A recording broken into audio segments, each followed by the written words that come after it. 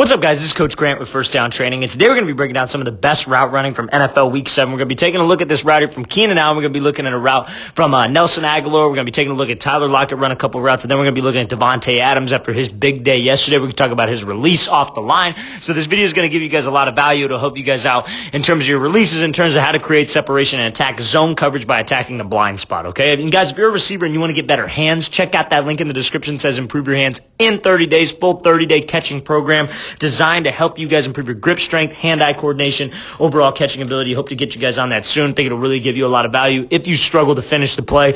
Let's get started. So first things first, we're going to be looking at this kind of like hesitation hop, out in release. So the whole goal of this is to try to get this DB to sit on the outside and try to bite on this fade. So we got to make sure that I sell this thing with my upper half because that's what that DB is going to be watching, right? He's in this catch technique where he's waiting for us to come off the line so he could get hands and then work us back to the outside, right? So that's what we got to focus on doing in this kind of a situation, is closing the gap with this DB, trying to get him on his heels and selling with my upper half. So let's watch this thing full speed and then we'll break it down. So he gives this little hesitation, 1-2 to the outside, breaks up to the depth of the route, and then makes this play over the middle. So when he comes off the line here, you see how he gives this little hesitation, and while he's here, he gives that in-out move, right? And when he's very quick with his feet, he's throwing his upper half, right? That's something that a lot of people don't understand. They're quick with their feet, but their upper half doesn't move. They stay square, right? When you're able to push off of this leg as well as he does, right? You see how he's just kind of hops, and then he goes right into this step, in-out, and he pushes off of this leg to throw his hip to the outside. That's the way I teach my receivers. That's the way we kind of refer to it. We talk about throwing the hip. You want to throw your hip out, and you want to almost turn your upper half, because where's that DB going to be watching? That DB is going to be watching his upper half. He's going to be watching his number, focusing on those hips. So the more you could sell with your upper half, the better, to get him to at least lean, or maybe even get him to open up the gate in some cases, right? So now when we get him to this position and we've closed the gap with him, right, and he's on those heels and he's leaning to the outside, I got to make sure that I make him pay for this. I got to make sure that I'm able to accelerate out of this break. So that's important. Anybody can get separation off the line. I talk about this with my receivers all the time.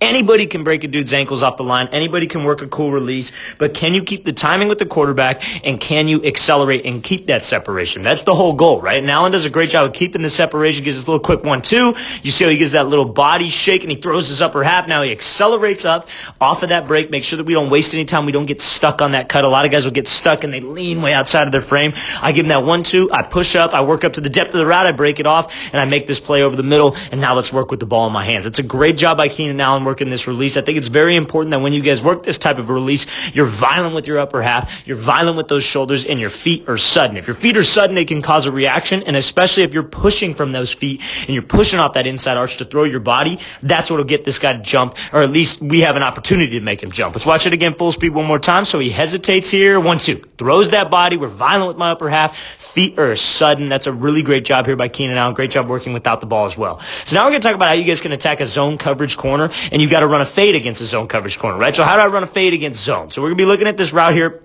from Nelson Aguilar. So when he comes off the line here, it's so important that when we do this route, we got to attack this DB's blind spot, right? So this DB is going to be in zone coverage. He's going to bail out of there, right? What he's trying to do is he's trying to stay over the top and force us towards this sideline so he can stay over the top and stack us, right? So how we threaten him, and this is a great job by Aguilar, selling like he's going to be breaking off this thing to a post and attacking this blind spot, right? If we could attack this blind spot, we can force this DB to speed turn, right? So you see how he attacks that blind spot, makes that hard cut, breaks back up to the inside, and then gets back over the top on a fade. That's another way you can play this thing, right? So like something that, like, especially if you're in like the middle of the field or the left hash, this is a great thing to use, because usually what I would teach my receivers is when we come off the line, let's push vertical, let's attack his weak hip, and let's maybe give him a 1-2 and let's throw to the inside. But again, it's just about having multiple tools in your arsenal, multiple tools in your tool belt, so you can come out there and you're not predictable. Because if you face a good DB who watches a lot of film and who understands things, for DBs who do watch this, because I know some DBs watch this, that's something that you should be doing on those receivers. You should be watching. You should make them have to use 20 different things, 10 different things in order to be successful. You should know every move better than they know it. That's how you guys should take notes on receivers. He likes to do this release. He likes to do that release on this route. That's how you guys get better and how you guys can predict what they're going to do. And receivers, it's the same thing. You got to treat every single DB like he's going to be doing that. You can't just be like, this will work. You got to have 5, 6 different things that you can use in every single game that you come out prepared with, right? So this is just one of those things. We come off the line here. We use this pressure step to break back up to this blind spot. 1, 2, 3. 3 steps. I break this thing off. He's going by feel. He can't feel me. He might think that I'm running a post and breaking to the inside here, but I beat him with speed. You see how he keeps his head down. He's not looking back for this ball too soon. Let's keep my head down. Let's make sure I widen the distance with this DB. I already beat him over the top, and then we'll make this play over the top. And again, this is another great thing. I know this isn't a route running thing, but when you're catching this ball over the top, because it comes into finishing the play, you want to be late, right? If this guy's trailing your back hip and you show those hands too early, he's going to make a play. He's going to rip right through those hands, right, or make a play on that ball. But if you're late with that ball over the shoulder, you follow that thing with your eyes right into that bucket, right into being late with those hands. It doesn't give this DB time to react, and then I can catch it, hits my hands, and I put it away. I put myself between the defender and the ball, and I secure this thing. That's a great job by Aguilar here. Let's watch this thing full speed one more time. Let's watch this thing again. Here we go. So he's coming off here, breaks up, gives that pressure step, 3 steps to that blind spot. Let's make sure I accelerate up. Great job making this play over the top. Okay, so now we're going to be looking at this like dive release, quick little flat route here by Tyler Lockett, okay? So now let's get back to the start of this video. So we bring him down in motion, right? So this DB's already coming down here. Now, the whole goal of this is that we got to sell this with my eyes, my shoulders, and my hips to get this DB to jump, right? So that's the whole entire goal of this type of release, because it's only 2 steps with the timing of the play, right? Maybe it's off of a play action, right? This wouldn't even necessarily, maybe this would be more so like a quick little like slant out, or just like a dive inside, like just a quick little flat route with an inside release, right? So this is probably determined ahead of time. Bring him down in motion, try to sell, like maybe he's just going to try to run a drag, try to cross this guy's face. His job is to make sure that he's, because like, right, he's outside shade, so maybe he doesn't want him to take, he's outside shade, maybe he doesn't want him to take this outside release. So he's cool with forcing him to the inside, right? So when we come off the line and we come out here and it's just 2 quick steps, quarterback calls the snap, 1-2. It's just 2 quick steps. We burst to the inside here. We commit my hips. We commit my shoulders. I pop this thing off, and then I accelerate back to the outside, right? So that's the whole goal. We got to be quick here. We got to sell with my shoulders, my hips, and my eyes. On this dive release, on any kind of dive release, because you can work this dive release just off the regular stance, right? You could be just lined up here against press coverage. You dive to the inside, and you break it back out on this quick out route. And this is something you see, a guy who runs this a lot is like Deebo Samuel. You see Deebo Samuel work this dive release a lot, but he'll even close the gap of the DB, work a 1-2, break to the inside for 2 steps, and then break it back out, right? It's almost like the opposite of, everybody loves to use that diamond release where you take 3 steps to the outside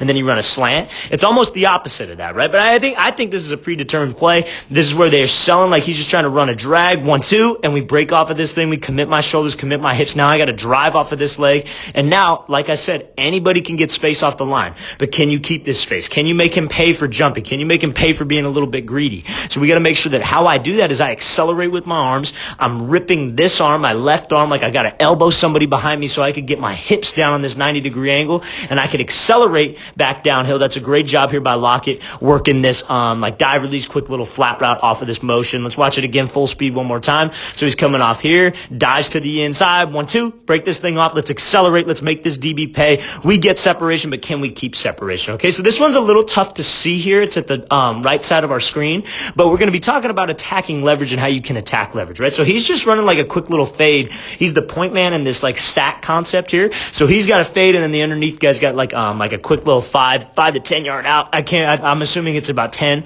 So when he's coming off here, we got an inside leverage press DB. So, and he's in this kind of like catch technique, right? Because we're off the ball. So he's in this catch technique. He's going to wait for us to come at him, and he's going to get hands, right? So now what's something that I can do? We just talked about this with that Keenan Allen clip. Now it's just the flip side. He wants to take an outside release, and he's inside leverage. Okay, he's kind of giving me the outside release, but I don't want to just run there. I don't want to just run there because that could screw up the spacing of the route. Because if you just try to take off to the outside, that DB could just get hands and it screws up the whole like depth of the route, screws up the whole timing of the play, and it screws up the spacing between the 2 receivers, because we've got to remember we're at a stack. This guy's got to get off the line, and this guy's got to get up to his route, and we got to have correct spacing, right? So let's watch it full speed. The release he decides to go with here is this little hesitation hop, gets this DB sitting to the inside, and we attack his leverage, right? So now some of you might ask, like, and I like this, like even if it wasn't stack, I would like this release, right? Now some of you might be like, why wouldn't you just take it? If you got to take an outside release and he's giving you the outside, why don't you just take the outside release?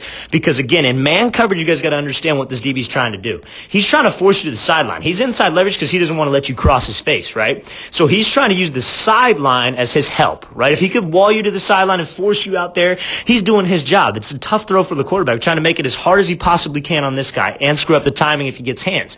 So if I threaten him to the inside and I give him this little hesitation hop and I throw my body to the inside, right, he gives a little hesitation 1-2, and you see how he throws his upper half. His upper half is what's important because, again, where's that DB watching? He's watching those hips. So you can't just do a little head lean. You got to throw your body to the outside. You got to push off of that first cut. Adams gives this little hesitation right-left. And when you push off of that right leg, you're throwing your body, you're throwing your hip because that's where that DB's looking, and that's what can get him to take this little false step and be off balance. Now, again, we talked about this before. If I got to take an outside release, which hand do I got to beat? You got to beat his outside arm. If you could beat his outside arm or avoid, and then we work back to restack. Rodgers does his job looking off this safety. We got a play concept on the backside. We got some separation here. That's a great job by Davante Adams understanding that, because if you guys can threaten him to the inside when he's inside leverage, he's not going to give that thing up super easy, right? He wants you to just think, oh, okay, I'm just going to take this release outside. He gets hands. He screws up the timing. He walls you to the sideline. He did his job. But if we threaten him, we attack his leverage. You attack that inside shoulder, that midline, move him off that block, give him that 1-2, and get him to hesitate, you're still going to have timing. As long as the release doesn't take too long, you're still going to have time. You do this little squirt release almost, 1-2, or a little hesitation hop. Let's attack him,